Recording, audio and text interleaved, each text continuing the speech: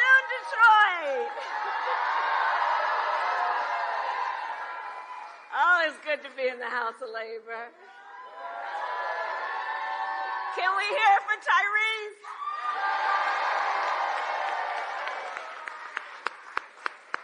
Tyrese, I want to thank you for your extraordinary leadership and all of your words and the heart and soul that you put into your work, like I know all the members of LIUNA and everyone here does every day, because we love our country and we know what is at stake. Thank you, Tyrese. Thank you. So it is so good to be with so many incredible leaders and elected officials who are here. Governor Whitmer was here earlier, Senator Stabenow. Your next United States Senator, Representative Elisa Slotkin. And I always want to thank Representatives Dingell. Where is she? There she is.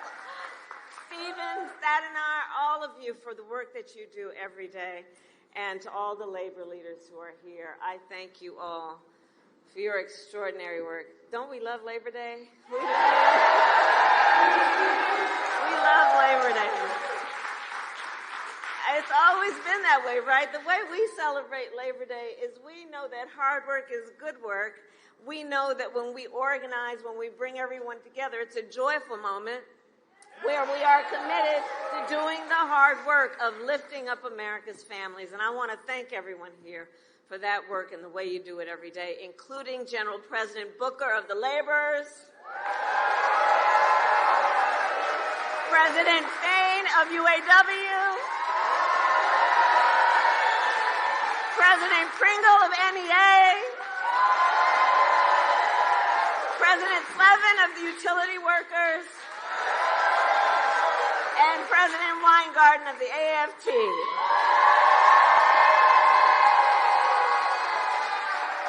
And thank you to all of the union members who are here this afternoon.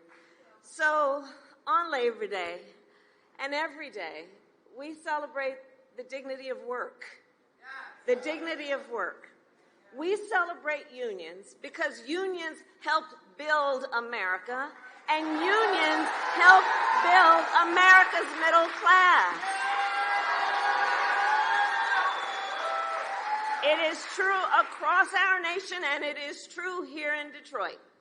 Nearly 140 years ago, in this very city, 10,000 people marched in one of our nation's first Labor Day parades. Many held signs that read, "Divided, we can beg. United, we can demand."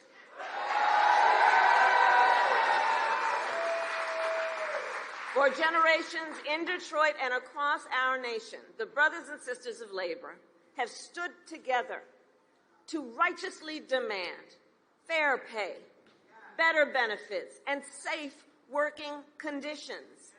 And let me say, every person in our nation has benefited from that work. Everywhere I go, I tell people, look, you may not be a union member. You better thank a union member for the 5-day work week. You better thank a union member for sick leave. You better thank a union member for paid leave. You better thank a union member for vacation time.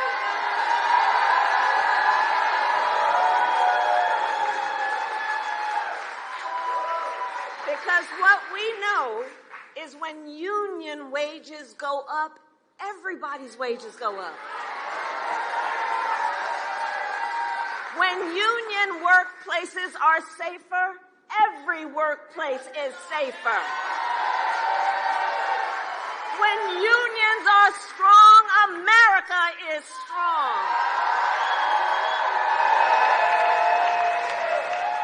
We know what we're talking about.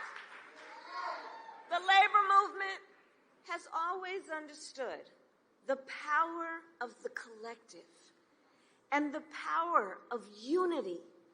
The power of unity.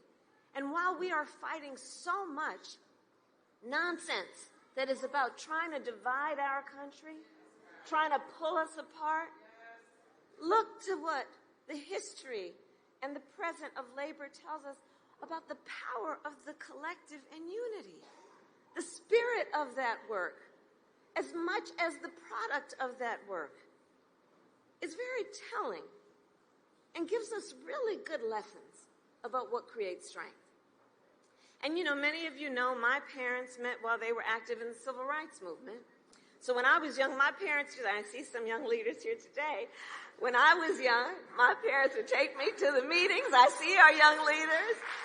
And take me to the marches. I was in a stroller. And from a very young age, I learned that when people stand together, when we join voices, knowing that the vast majority of us have so much more in common than what separates us, when we join those voices, we can drive extraordinary change, which is why I believe in my heart and soul, no one should ever be made to fight alone. We are all in this together. We are all in this together. But I'll tell you, I think that there has been a certain backward-thinking approach over the last several years, which is to suggest, them folks, to suggest that the measure of the strength of a leader is based on who you beat down, instead of what we know, the true measure of the strength of a leader is based on who you lift up. Who you lift up. That's the measure of the strength of a leader. Let's stop with the nonsense. And in this election, we all here know there are two very different visions for our nation. Ours, focused on the future. The other, focused on... Let's just get through the next 64 days. How about that?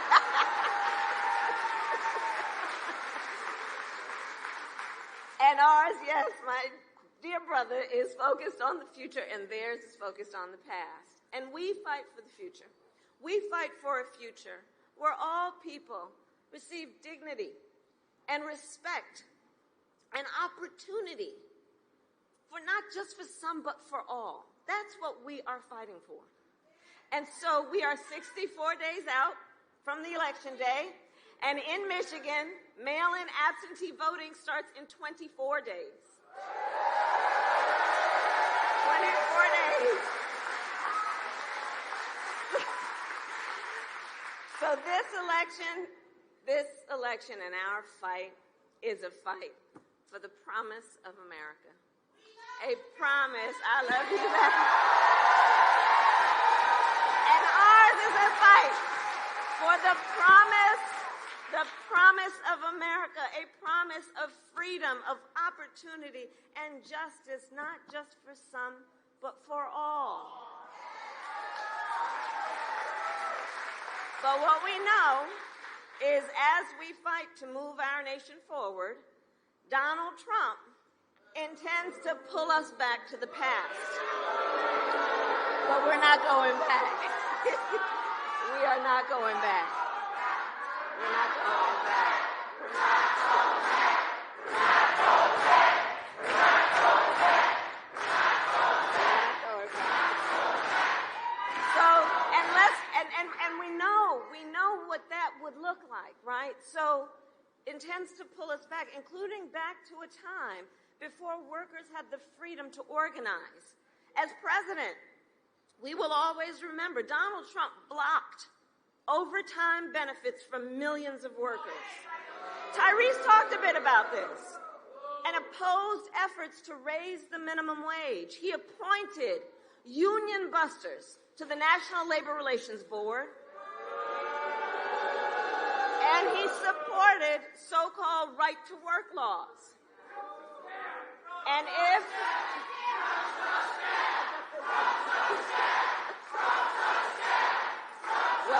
But here's the thing. We have a choice here, right? And we're not going back, because we also know that if Donald Trump were reelected, he intends to give tax cuts to billionaires and big corporations. He intends to cut Social Security and Medicare. He wants to impose what in effect is a national sales tax on everyday products and basic necessities that will cost, and economists have said this, that will cost a typical American family almost $4,000 a year. He wants to repeal the Affordable Care Act and take us back to a time in our country which most of us remember, when insurance companies, you remember, had the power to deny people coverage based on a pre-existing condition. Remember that? Deny people, children who had asthma, a survivor of breast cancer, a grandparent with diabetes. Look, America has tried those failed policies before, and they are failed policies. And we are not going back. We are not going back. We are not going back.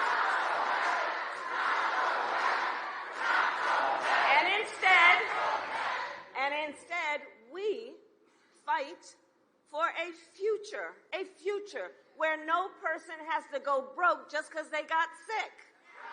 And so when I am president, we will continue to strengthen the Affordable Care Act. We will bring down the cost of prescription drugs, not only for some, but for all Americans.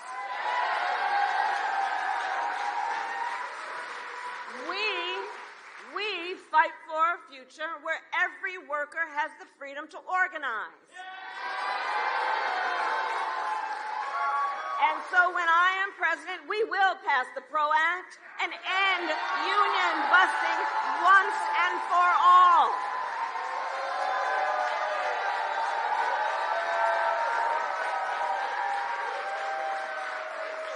And I'll remind everybody on all these bills, we got to elect a Congress who supports that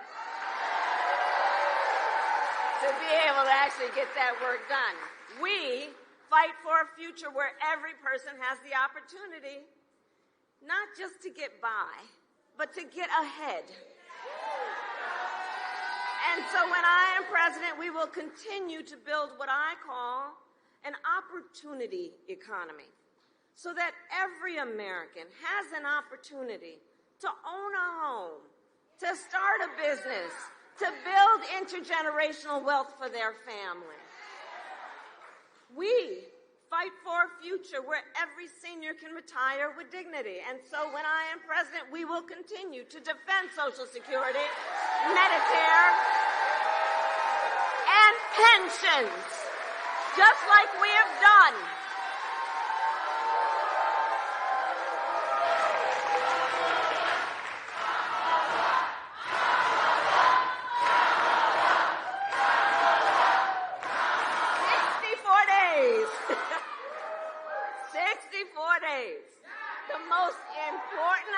Of our lives, and probably one of the most important in the life of our nation.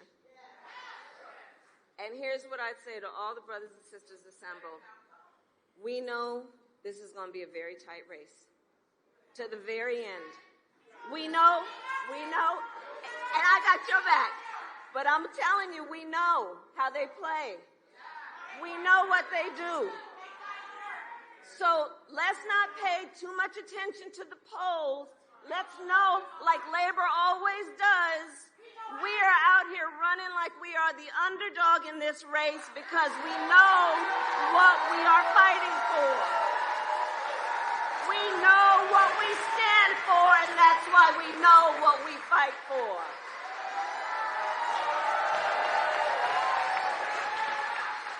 And we got some hard work ahead of us, but again, we all like hard work because hard work is good work. And to do that hard work, I'm going to count on everyone here, all the leaders here, for your work, for your organizing, knocking on doors, and getting folks to the polls. Because put bluntly, Michigan, y'all know how to win. You know how to win. You know how to win. So today I ask Detroit, Michigan, are you ready to have your voices heard? Do we believe in freedom?